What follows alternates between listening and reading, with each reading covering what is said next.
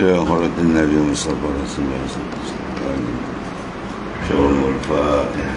أعوذ بالله من الشيطان الرجيم. بسم الله الرحمن الرحيم.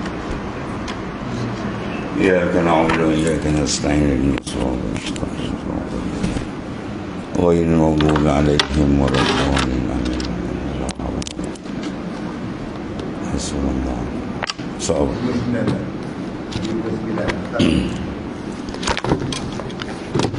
بسم الله الرحمن الرحيم.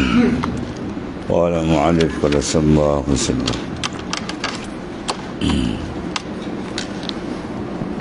كان المتقدمون من السلف الصالح رضي الله عنهم يسألون شخص عن حاله ليستثيروا من الشكر، والناس اليوم ينبغي ألا يسألوا، فإنك إن سألت أحدهم تستثير syakwa. Adalah ulama terdahulu di kalangan salafus salih radhiyallahu anhum sering bertanya kepada seorang tentang keadaannya supaya dapat mereka menambah rasa syukur daripada halnya. Namun manusia pada hari ini sewajarnya tidak disoal tentang keadaan mereka, kerana sesungguhnya jika engkau bertanya tentang salah seorang di kalangan mereka, engkau akan jumpai pengaduan tentang masalah rezekinya. Itu biasa dulu. Orang dulu salafus saleh ya dengan orang sekarang. Ya, dulu dibincang masalah apa? Kontak dia dengan Allah Ta'ala, kesyukuran dan sumpah. Kalau tanya orang kerja pula, dia tak ada kerja lain. Kita tanya buat rezeki. Banyak masuk, banyak keluar masuk tu. Jadi maknanya jauh. Sebab tu Syekh Ibrahim Al-Laqani disebut dalam apa? Kitab di antara yang masyhur, Matan Jawharah. Wa kullu khairin fi ittiba'i man salaf, wa kullu syarrin fi ittiba'i man khalaf. Ya. Tiap-tiap kebajikan ada mengikut orang yang dahulu-dahulu, dan kejahatan tu ada pada mengikut orang yang kemudian-kemudian. Nak jadi baik tengok orang dulu lah. Minan nabi wa siddiqi wa syuhada wa salihin. Kalau nak yang tak elok, tengok kemudian. Macam-macam ada. Ini dia antara mana kedudukan orang dahulu dengan orang kemudian. Ya. Kemudian anba' di Nabashin annahu taba ila Allah Ta'ala faqal yawman lisyaykh faqala yawman lisyaykh ya sayyidi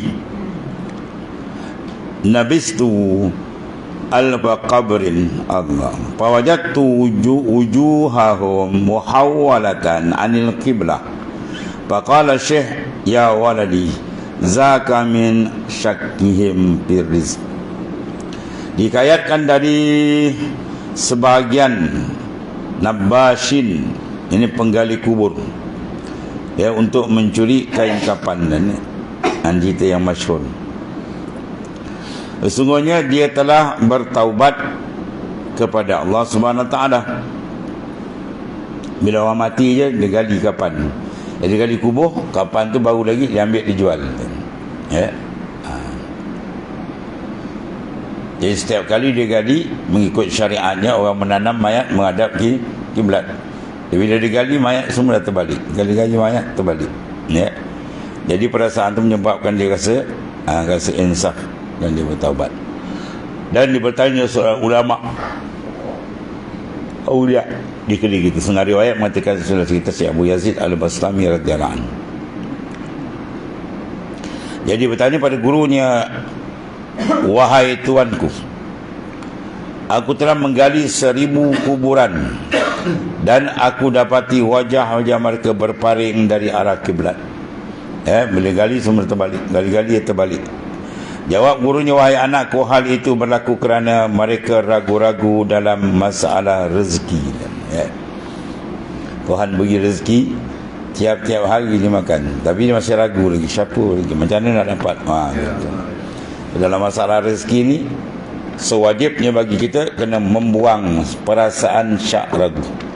Ya, dengan bahawa kita jangan ada sedikit pun ragu tentang rezeki. Adapun mencari itu tak ada masalah. Dia nak bekerja ke darat laut tu, yelah tu disuruh mencari rezeki yang halal. Adapun qalbi dia jangan ada terlintas. Ya, jangan ada maknanya ragu. Kalau ragu je habis. Dia boleh nyosakkan akidah dia tadi. Ada setengah pula dia nampak rezeki datang daripada dia, pada dia kacau. Kalau dia tak buat mana dapat dia. Ini saya usaha ni. Ya macam nak mati. Kalau tak buat macam ni mana dapat dia. Setengah daripada apa yang terhijab dengan bab rezeki ni banyak. Sebab tu ulama bahas panjang dalam tajuk bab rezeki. Sebab sini banyak manusia terkandas. Allah, kau tahu anak kau maju kamu pergi pondok je kamu, besok nak makan apa? Nak makan pasir. Atas kepala dia ada kopiah putih. Ya, ni arwah tuan guru kita apa? Almarhum Ustaz Mak Ghaus tu. Macam tu lah itu. Kau hantar anak kau mengaji nak makan pasir. Dia cakap dia tu habis. Rusak akidah. Na'udzubillah. Sedangkan kalau mengaji agama lagi ada jaminan khas, ya, man talaban takabbarallahu birizqi. Siapa menuntut ilmu ta'ala takabbarallahu birizqi, Tuhan jamin akan rezeki dia. Itu jaminan khas daripada baginda sallallahu alaihi wasallam. Kemudian ya Abdullah, iza talabta minallahi ta'ala fatlub minhu an yuslihaka min kulli wujuh wa an yuslihaka birridha anhu fi tadbirihi laka. Wahai hamba Allah SWT, apabila engkau ingin meminta kepada Allah SWT, mintalah daripadanya agar dia membaiki engkau. Minta Allah islahkan pada setiap keadaan, dan agar dia membaiki engkau supaya reda dengannya.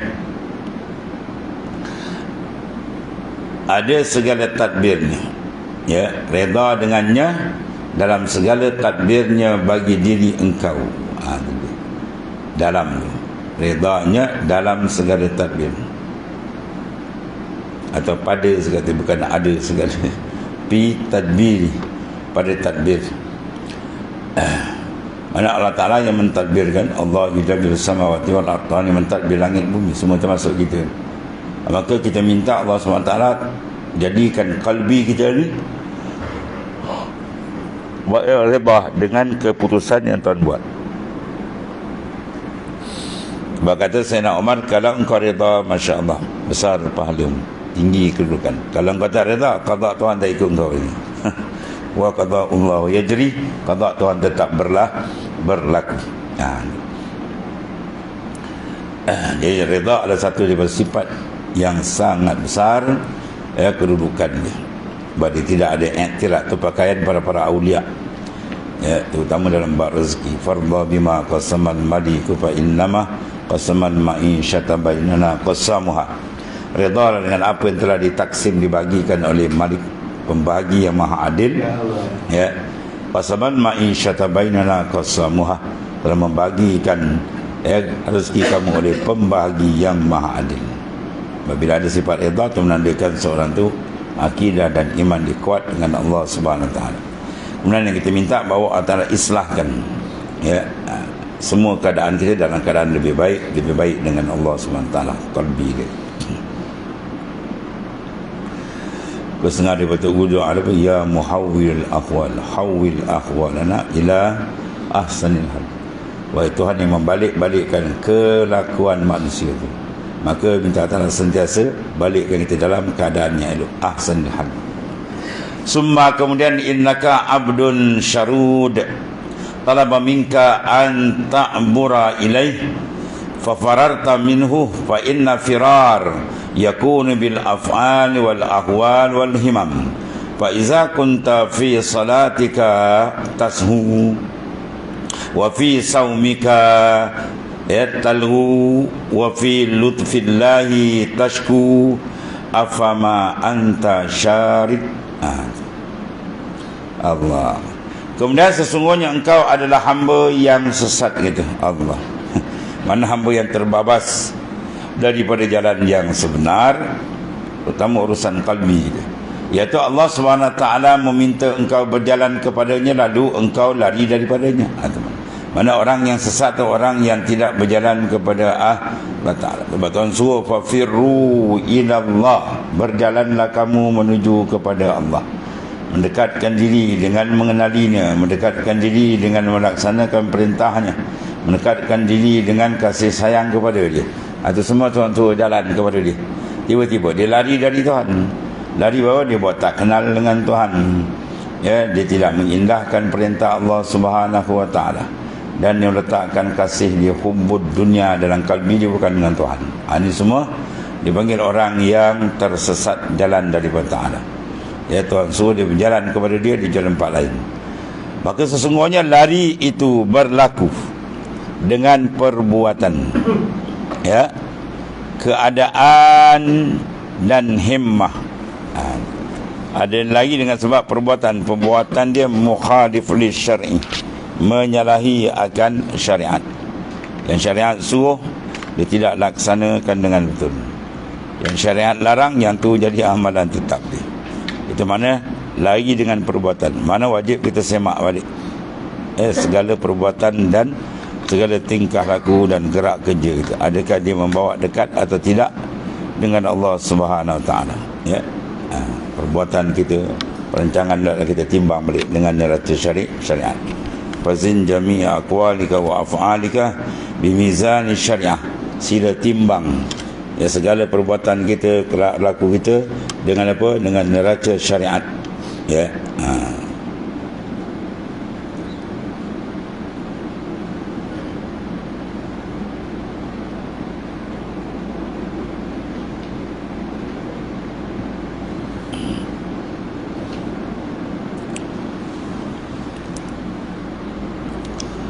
Allah. Maka sesungguhnya lari itu berlaku, ya, dengan perbuatan yang tidak mengikut syariat, keadaan mana ahwal qalbi dia, dan himmah, qasad tujuan hati itu. Bagi kita ilahi anta maqsudi wa ridaka matlub. Apabila engkau berada dalam salat, contoh dibuat sini, engkau lupa tentang Allah Subhanahu Wa Ta'ala, ya, dalam salat tentang dia boleh lagi, apalagi kalau luar. Dan kita puasa, engkau lara daripada Allah Subhanahu Wa Ta'ala. Puasa mana kita imsak, bukan sekadar tak makan tak minum, tapi imsakkan segala anggota kita daripada maksiat dan kelalaian. Dan qalbi itu imsak, tahan semampu boleh daripada menghadap kepada makhluk, terus menghadap ke hadrat Tuhan. Itu puasa yang tinggi. Dan di dalam kelembutan Allah Subhanahu Wa Ta'ala engkau masih mengadu kesusahan, ya. Padahal Allah Ta'ala tadi apa? Beri kita dengan lutfi dia, kelemah lembutan dia, macam-macam dia, sambung nyawa dia, beri kita kesihatan, ya, ini kita terhingga pun dia mengadu lagi begitu begini. Dan nikmat yang Tuhan beri kita tak nampak, baru sikit kena dia mengadu. Sebab seorang daripada wali Arabiah atau Adawiyah, dia tegur orang tengah bandar, kau nak berperang dengan Tuhan ke? Peranjat kawan. Kawan tu kata apa pasal? Dia kawan tu kepala dia ada sakit, agak luka ke benjol, dia pergi balut. Yang besar balut.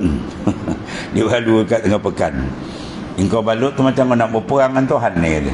Oh, lain macam dia punya balang tu. Jadi kau balut seorang, kau nak tunjuk ke orang Tuhan beri kau balut. Yang Tuhan beri kau nikmat, kau tak tunjuk, kata. Oh. Ini maknanya apa? Kesenian. Ya, seninya qalbi orang yang mengenali Allah Subhanahu Wa Ta'ala. Kita tak ada perasaan benda tu kan. Sebab maknanya orang yang seumpama ini, bila duduk kita dekat dengan dia, banyak pengajaran-pengajaran besar kita dapat, ataupun tulisan pesanan dia lah. Dalam kelembutan Allah Ta'ala, lutfi dia, ya, dan engkau masih lagi mengadu kesusahan. Adakah engkau seorang yang sesat? Ya, afama anta syarid, mutababa jalan ke, dia kata. Mana sepatutnya kita sentiasa bersyukur kepada Allah Ta'ala dalam semua keadaan, ya. Dan sebab tu bila kita bilik alhamdulillah ala kulli hal, semua kelakuan sama ada nikmat pada zahir atau sebaliknya. Sebenarnya itu semua adalah nikmat daripada Allah Subhanahu wa taala.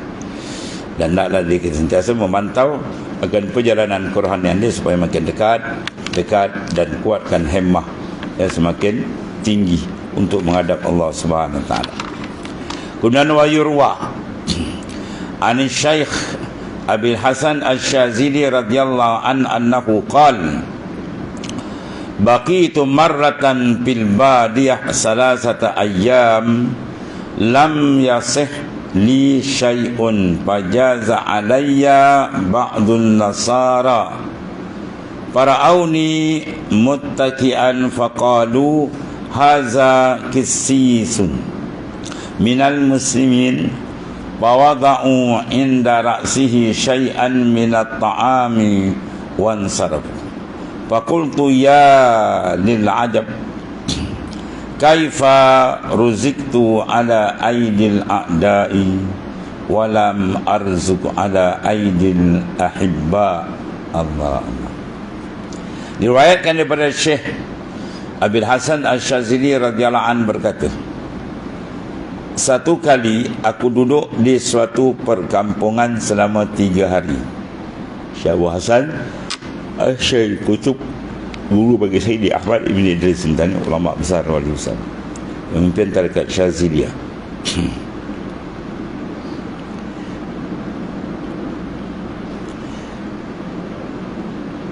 Dia kata kalau sekiranya syariat izin, aku boleh cerita besok, lusa, tulat dan seterusnya apa yang berlaku.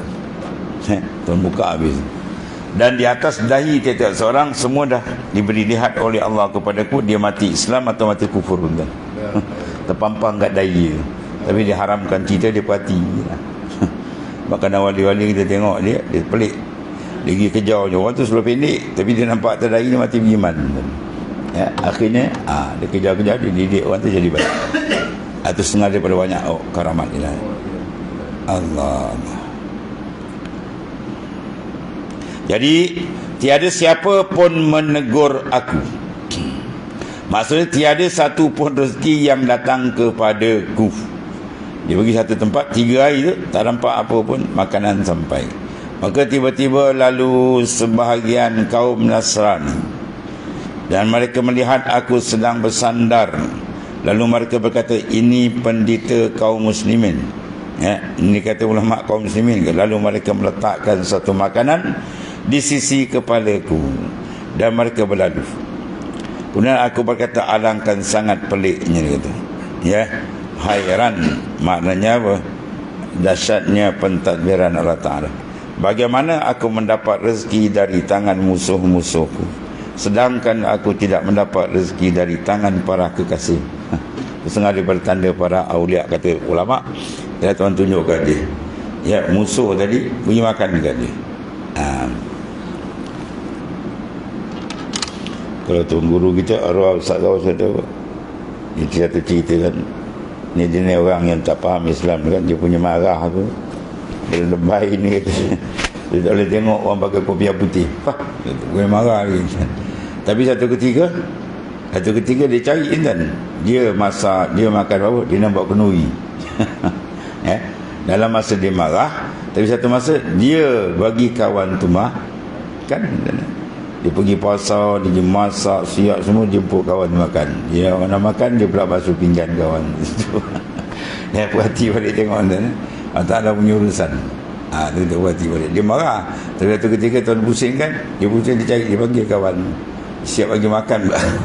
Dia hidang lagi, dia jamu lagi. Itu mana urusan Allah Ta'ala, kita perhati, tengok macam-macam. Sini Syekh Abu Hasan Asy-Syadzili kata, Masya Allah. Ya, rezeki kalau Tuhan dah kata hak kita dari tangan musuh dia datang. Kalau tangan kekasih orang biasa kenal kita, dia bagi hasil tu. Ini pertangan musuh yang kau boleh suruh kita mati. Tapi bila Tuhan urus, tak ada siapa boleh menyangkal urusan Allah Ta'ala. Ya, hebat kuasa besar Tuhan. Wali dia perhati benda tu. Kemudian pakilan laisar rajul may yurzaku ala yadil ahibba. Innamar rajul may yurzaku ala yadil a'da. Allah. Maka dikata orang bukanlah lelaki, mana bukanlah seorang waliullah itu. Rijal mana rijalullah. Ya. Bukan lelaki sejati, orang yang mendapat rezeki dari tangan kekasih. Pada orang rapat dengan dia, kekasih dia, anak murid dia bagi, dia tak ada heran itu. Sesungguhnya lelaki sejati itu, wali yang sebenar, orang yang mendapat rezeki dari tangan para musuh. Musuh tu asal beri kat dia. Musuh yang benci kat dia, musuh bagi rezeki kat dia. Mana melalui itu. Makna Allah Ta'ala set benda tu, bahawa rezeki dia datang dari tangan orang yang sepatutnya tak beri pada adat, tapi dia beri. Itu panggil amrun khariqul lil adah, benda yang mencarikan adat kebiasaan. Kebiasaan orang yang suka dengan kita bagi. Ni orang yang bermusuh, dia bagi rezeki kat kita. Sebenarnya betul, Tuhan hantarkan rezeki melalui dia supaya kita sedar pentadbiran dari dia. Kalau itu hak dia, tak ada siapa boleh sekat, tak ada siapa boleh halang maknanya.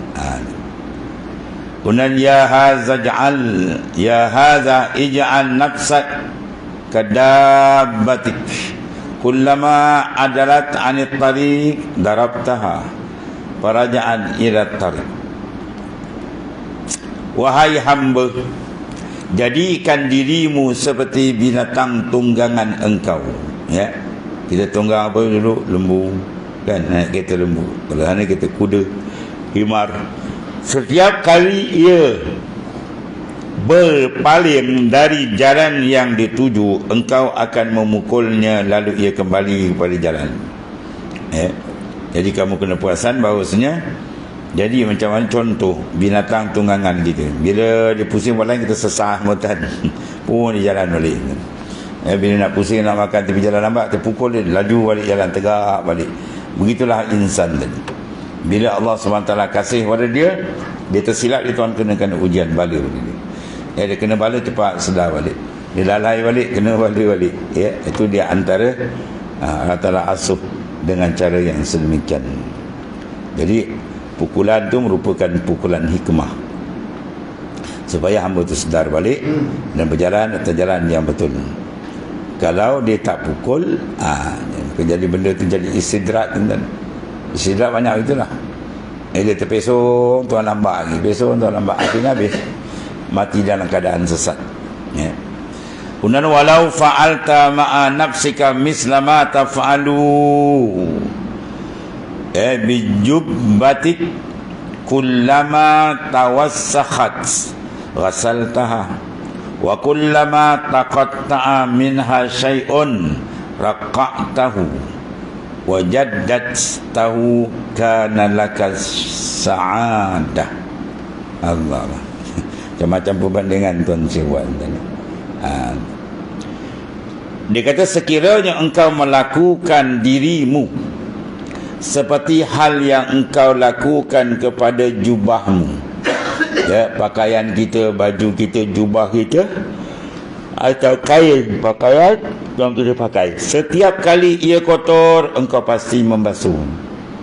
Tapi kenapa hati kamu kau tak buat gitu? Sekali dia terkena maksiat mungkin kau diam kali. Maknanya kau tidak basuh dengan sentalan istighfar dan taubat yang sungguh.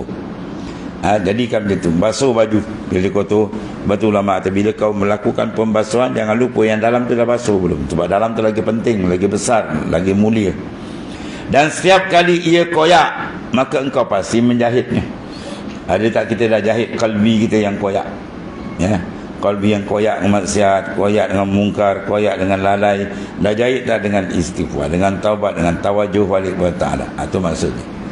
Kalau baju koyak kita jahit, maka rohani kita kalau koyak, jangan tak jahit, bahaya. Dan membaikinya, pasti engkau akan mendapat kebahagiaan. Untuk mendapat saadah, kebahagiaan yang sebenar, dunia lebih lagi di akhirat. Kita ambillah contoh macam mana kita sendiri jaga pakaian kita. Koyak kita jahit, kotor kita basuh, dan kita lipat elok-elok. Begitulah maknanya. Kena maksiat cepat kita jahit dan lipat dia cantik-cantik. Lipatan qalbi itu dengan Allah Subhanahu Wa Taala. Jangan kita lipat dia dengan makhluk, dengan dunia dah. Habis. Kemudian parubba rajulin ibyaddat lihyatuh wa ma jalasa ma'allahi jalsatan yuhasibu nafsahu fiha. Allah. Farubba berapa ramai? Rubah li taksir. Dia ada rubah li taklin. Sini rubah li taksir. Mana banyak ni. berapa ramai orang yang telah putih janggutnya. Kadang ni kata tak putih, ni metalik ni. Padahal janggut ni sudah putih, sedangkan dia tidak pernah duduk bermuhasabah diri. Mana dah tua, lain 40 habis kan. Bab syekh ni mana man balagha arba'in.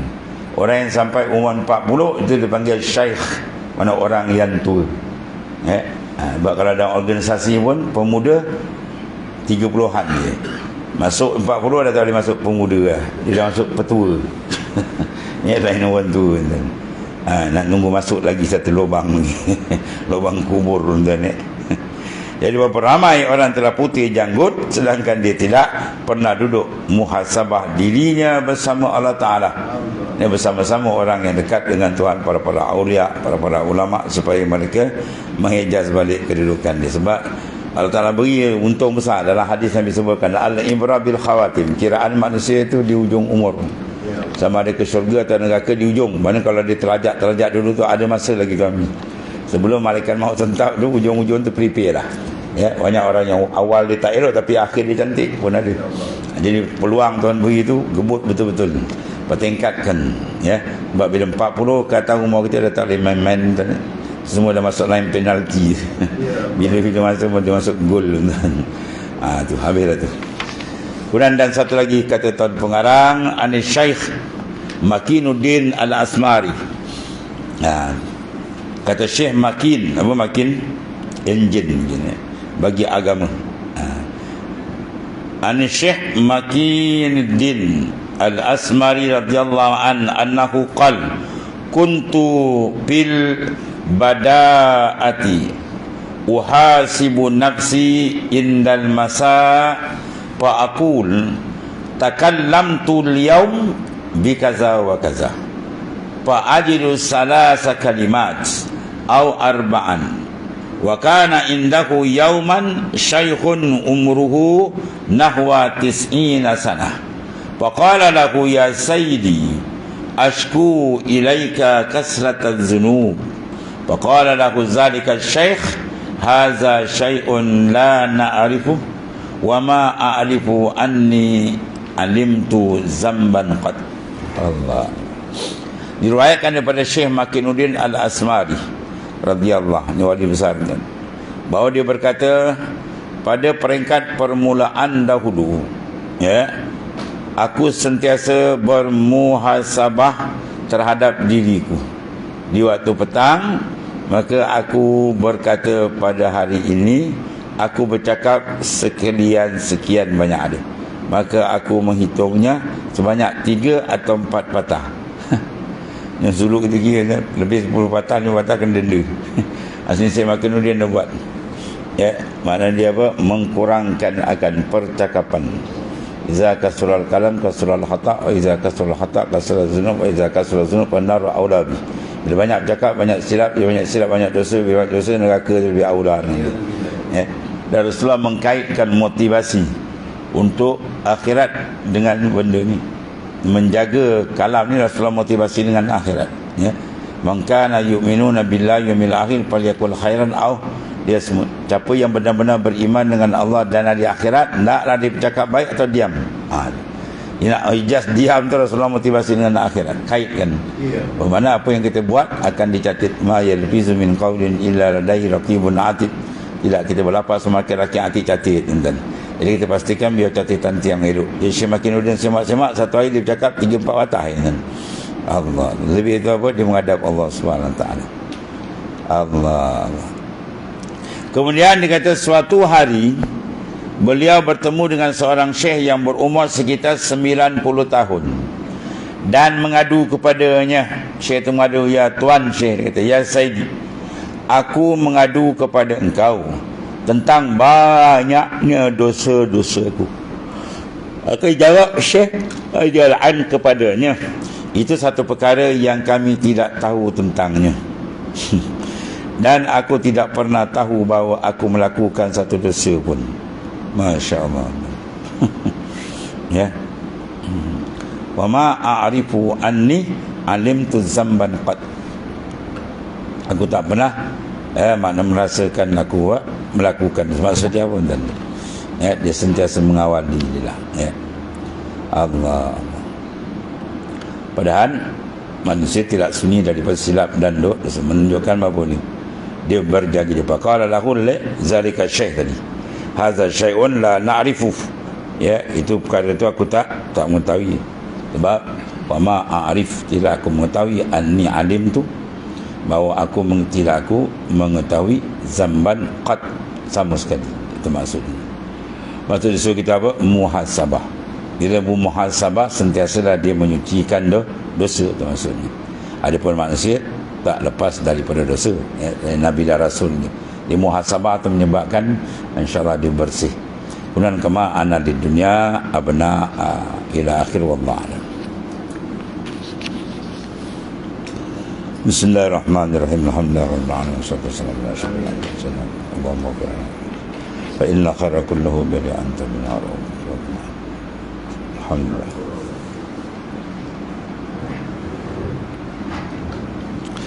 Allah karim.